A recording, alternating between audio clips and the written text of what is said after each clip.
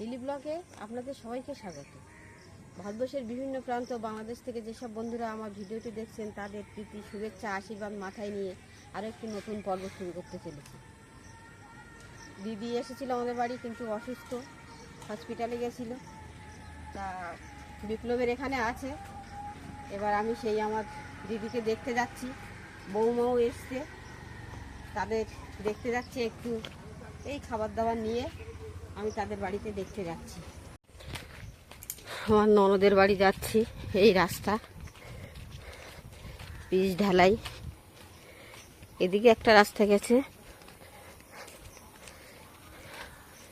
পিকু আর আমি যাচ্ছি।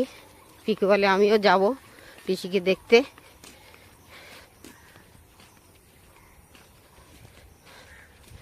সুন্দর পুকুর, তা পানা ভর্তি হয়ে আছে।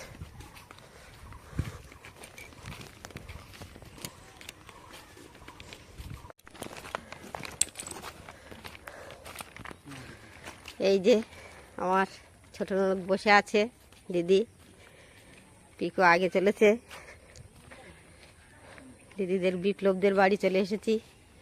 দিদি এই চেয়ার নিয়ে বসে আছে। দিদি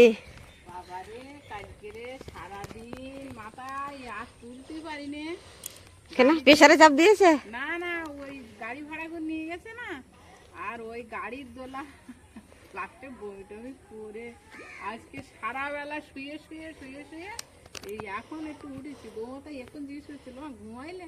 বলছি ঘুমাইছি, তো অল্প ঘুমাইছি, তাই এখন একটু দোলাটা কমেছে। মামি এনো, বড় মামি আর পিকু ভাই আসছে বাড়ি। নাও, দুজনে অনেক খাবার দাবার নিয়ে আসছে। তার আগে আমি একটু ওদের দুজনকে একটু জল দিলাম, তারপরে খাবার দাবার একসঙ্গে মিলে, মামি মা তো আছেই, সেই সঙ্গে পিকু ভাই আমি সবাই মিলে খাওয়া দাওয়া করবো। সবটাই আপনাদেরকে দেখো। মামিরা বেশ কিছুক্ষণ থাকবে, আশা করছি রাতেও মামিদেরকে রাখবো আমাদের বাড়িতে। বৌমা দিয়েছে আসার সঙ্গে সঙ্গে, টেস্টটাও পেয়েছিল গরমে, খেয়ে নিলাম।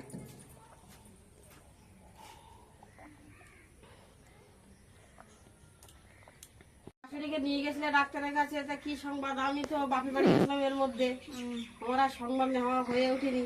আমি ওখান থেকে এসেই আবার এই বিকেলে চলে এসেছি। গেছিলাম, তোমার ভাগ্নের ছুটি ছিল না, ওর হচ্ছে অফিসে কালকে দেরি করে বেরোনো ছিল, তাই ও গেছিল আমাদের সঙ্গে। কিছুক্ষণ ছিল মোটামুটি। প্রথম যে একটা জায়গায় যে গিয়ে প্রথমে যে স্টেপগুলো থাকে সেই পর্যন্ত ছিল, তারপরে আস্তে আস্তে আমি আর মা ছিলাম। টিকিট কেটে দেওয়া, এখান থেকে গাড়ি বুক করে নিয়ে যাওয়া, সেগুলো সব তোমার ভাগ্নি করেছিল। তারপরে ও কেটে দিয়ে আর চলে গেছে অফিসে। তারপর মা আর আমি ছিলাম, ডাক্তার দেখালাম, দেখিয়েছি, এখন ওষুধ দিয়েছে। দেওয়ার পরে আবার হচ্ছে 12-13 দিন পরে একটা অ্যাপয়েন্টমেন্ট আছে, সেখানে আবার দেখাতে হবে। ততদিন ওই ওষুধগুলো খেতে হবে।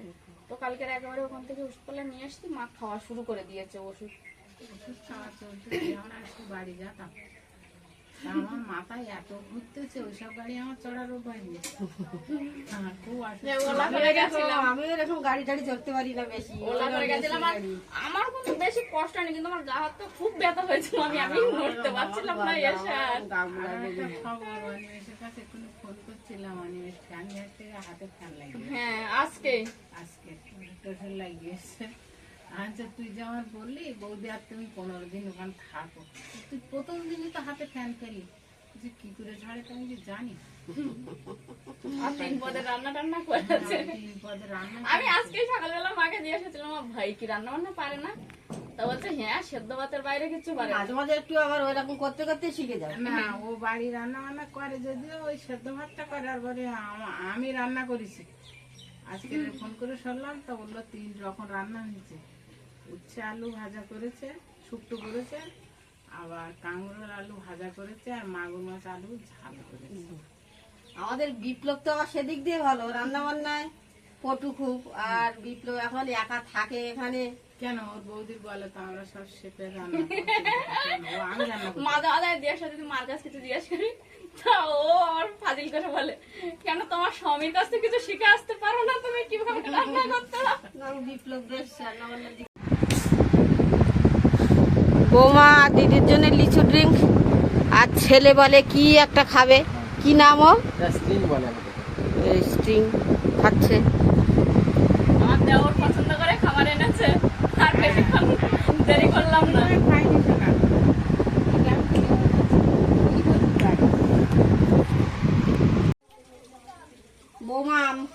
দিয়েছে, এই আমরা খাচ্ছি দিদি আমি পিকু। ও মা, তাহলে আর অনেকক্ষণ গল্প সল্প করলাম ও দি, অনেকক্ষণ গল্প সল্প করলাম। থাকো তুমি আর ভাই। রাত্রি থাকবো না, বাবা আছে না, রান্না টান্না করতে হবে, আমি তো রান্না করে আসি, রান্না করা থাকলে না তাহলে ওই একটু থাকতাম। আবার হচ্ছে মা কদিন পরে চেক আপে নিয়ে আসবো, তখন একদিন ফোন করবো সকালবেলা এসে, সারাদিন থাকবে। ভাইও যেতে চাইছিল না, তো এবার মামিদের এই রাস্তাটা যথেষ্ট রাস্তা আছে আর অন্ধকার। ভাইকেও সেম কথাই বললাম যে যখন পরের বার আসবো সকালবেলা ফোন করবো, চলে আসবে, তুমি পড়াশোনা না থাকলে। ভাই তো তোমার ধারে বাড়ি বক বক বক বক করে ভাইয়ের সঙ্গে পড়ে খুব, বৌদি আর ভাই। তো যাই হোক, মামিকে তো কম বেশি আপনারা অনেকেই চেনেন, আমাদের বাড়িতে গেছিল মামির বান্ধবী নিয়ে লাস্ট টাইম না। আর আমি এখানে যতবার আসি আমার বাড়ির এইটুকানি ঘরের মধ্যে এত কাজ থাকে যে আমি আর কোথাও বেরোনোর সময় পাই না, যাওয়াও হয় না। তবে চেষ্টা করবো যাওয়ার, থাকলে ভালো লাগতো মামি, যদি থাকতে ভালো লাগতো। চলো আমাদের সঙ্গে ঝড়খালি যাই। তাই ছেলেদের স্কুল আমি বাপের বাড়ি একদিনের জন্য তাই কোনো জায়গায় থাকতে পারলাম, সকালবেলা উঠে দৌড়ালাম। হ্যাঁ, এটা মামি হচ্ছে মানে দুই ভাইয়ের স্কুল থাকলে টিউশনি থাকলে বাপের বাড়ি কেন কোথাও বেরোই না মামি, কোথাও যাই না, পড়াশোনা আগে অন্য কিছু পরে। তো মামি নতুন পথ চলা মামির, আমারও খুব বেশি দিন না, তবে আমার সঙ্গে আপনারা যেভাবে আছেন মামির সঙ্গেও আশা করব সেইভাবে থাকবেন, ভালোবাসা আশীর্বাদ সবটাই দেবেন। আবার যদি মামি কোনো ভুল করে আমার মতো, তেমন আপনারাও তখন বলবেন যেমন আমাকে বলেন। আমি তো নতুন ব্লগ খুলেছি, এবার কোনটাই ভুল কোনটা ঠিক আমি তো এখন অতটা বুঝে উঠতে পারিনি, আপনারাই ধরিয়ে দেবেন। দিদিকে দেখে এসে তাড়াতাড়ি করে মাছ নিয়ে এসেছিলাম, সেই মাছ এগুলো তাড়াতাড়ি ভেজে নিচ্ছি, রান্না করবো। বাবাকে আবার 8টার মধ্যে খেতে দিতে হবে, এগুলো তাড়াহুড়ো করে রান্না বসিয়ে দিয়েছি। রাত্রিবেলা আলু আর মাছ ঝোল করবো, আর কুমড়ো আর আলু কেটে নিয়েছি, একটু ভাজা করবো, আর বেশি কিছু করবো না। এই মাছটা লাল লাল করে ভেজে নিচ্ছি।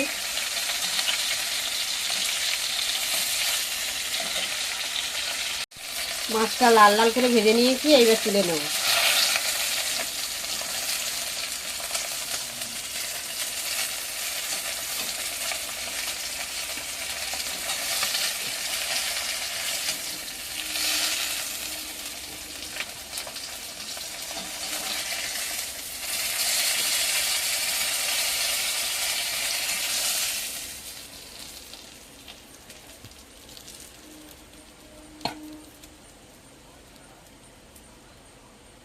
এবারে কড়াইতে তেল দিয়ে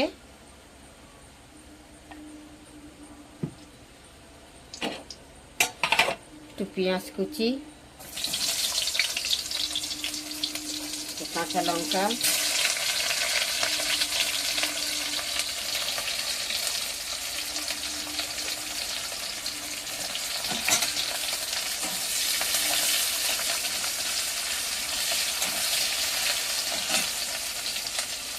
দিয়ে পেঁয়াজটা একটু ভেজে নেব। পেঁয়াজটা ভাজা হয়ে গেছে, আর আলুগুলো দিয়ে দেবো।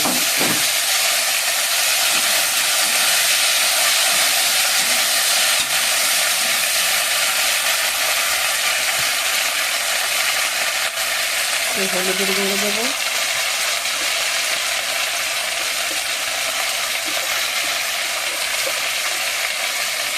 একটু লবণ দেবো, দিয়ে আলুটা কষে নেব।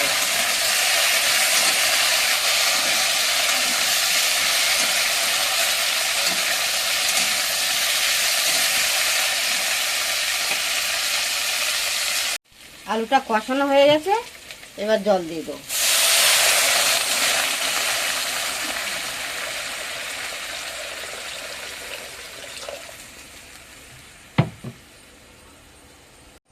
তরকারিটা ফুটে উঠেছে, মাছগুলো দিয়ে দিয়েছি।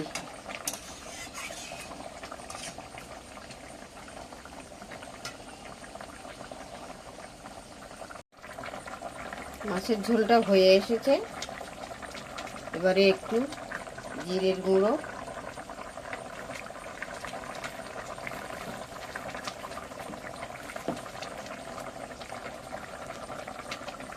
একটু ধনের গুঁড়ো,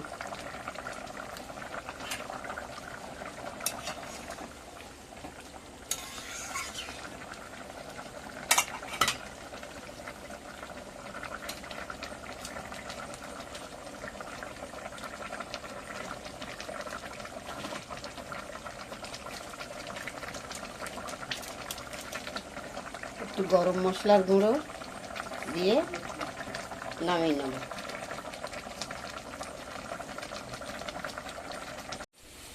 মাছের ঝোলটা নামিয়েছি, এবারে কড়াইতে একটু তেল, পেঁয়াজ, কাঁচা লঙ্কা দিয়ে কুমড়ো ভাজাটা বসিয়ে দেবো।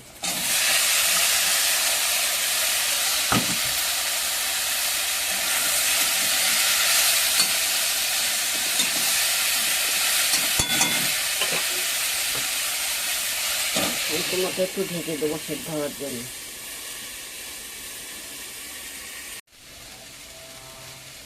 একটু হলুদ দিয়ে দিলাম আর একটু লবণ দিয়ে দিলাম।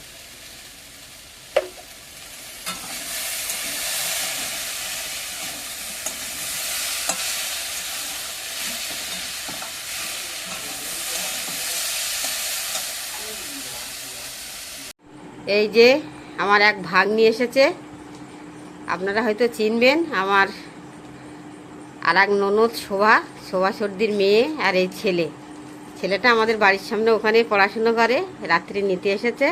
এই তোরা থাক, রাত্রে থাক, যাবি কেন? এসতে থাকবে না, ওর মা তো আবার সকালে ভোরে বেরিয়ে যায়, তার কি দেবো খেতে। এনে এই একটা আম নে, আম খা। দাদুর বাড়ি এসেছিস, শুধু হাতে যাবি? আম খা। আমি আবার বাড়ি ছিলাম না, আমিও দুপুরে এসছি। এসে আবার আমার ছোট ননদকে দেখতে গেছিলাম, মানে শুনে গেছিলাম হসপিটালে নিয়ে যাবে, তা কি ডাক্তারে কি বলেছে না বলেছে, ওই জন্য দেখতে গেছিলাম। আবার এসে আবার তাড়াতাড়ি করে রান্না করলাম। বাবাকে খেতে দিয়ে দিয়েছি।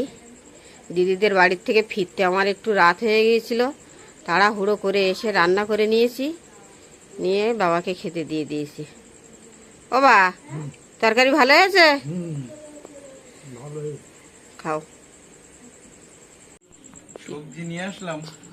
আমি তো পুঁই শাক কিনে ফেলেছি, আমার বাড়িতে নাকি পুঁই শাক খেতে নি, সে আর আমি নিয়ে আসিনি, সাইকেল ঘরে রেখে চলে এসেছি। থাক, আর একদিন না দুদিন আছে। বাপের বাড়ি ছিলাম, সেখান থেকে এসে দুপুরবেলা ছোটুর সঙ্গেও তো দেখা হয়নি, পিকুর বাবার সঙ্গেও দেখা হয়নি, সব এই রাত্রে ঢুকলো। আমি আবার সন্ধ্যাবেলা তো একটু দিদিকে দেখতে গেছিলাম, এসে তাড়াহুড়ো করে রান্না করে বাবাকে আগে খাইয়ে দিয়েছি। এইবারে আমরা সবাই খেতে বসেছি।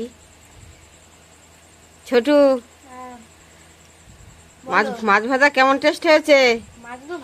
তোমাদের পুকুরের মাছ। পিকু, মামার বাড়ির মাছ ভাজা কেমন টেস্ট হয়েছে? ভালো হয়েছে? পিকু তো কোনো কথা না, মাছ ভাজা হলেই গাড় কাজ করে খাওয়া শুরু করে দেবে। ভাজা পছন্দ খুব। হ্যাঁ, আমি খাবো, তোদের দিচ্ছি, তোদের সঙ্গে একটু কথা বলছি, দেখা হয়নি, এসেছি। তুইও তো স্কুল থেকে আসলি, আমিও তো বাড়ি ছিলাম না, পড়তে চলে গেলি, এই তো ঢুকলি সব 9টায়। এই খাওয়া দাওয়া পর্ব চলছে।